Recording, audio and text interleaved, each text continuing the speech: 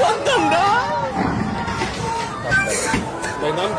আমার ভাগ্নে আর আমার ছেলে এখনো বাসের ভিতর ভাই, রাজবাড়ি থেকে উঠছে ঢাকার উদ্দেশ্যে।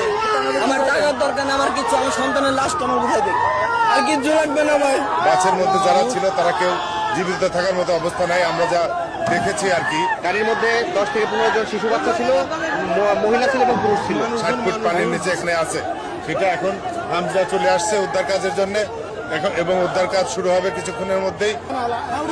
ওখান থেকে মিথ্যা বয়ান দিচ্ছে, তারা লাশ উঠাইতেছে, এখনো কোনো কার্যক্রম শুরু করে নাই। আমার ভাগ্নে আর আমার ছেলে এখনো বাসের ভিতর ভাই, রাজবাড়ি থেকে উঠছে ঢাকার উদ্দেশ্যে। বউ উঠছে, আমার মেয়ে ছোট বাচ্চা 2 বছর, আর আমার বোন উঠছে। আমার ছেলে 7.5 বছর বয়স, আমার ভাগ্নির 11 বছর বয়স। এরা এখনো পাইনি।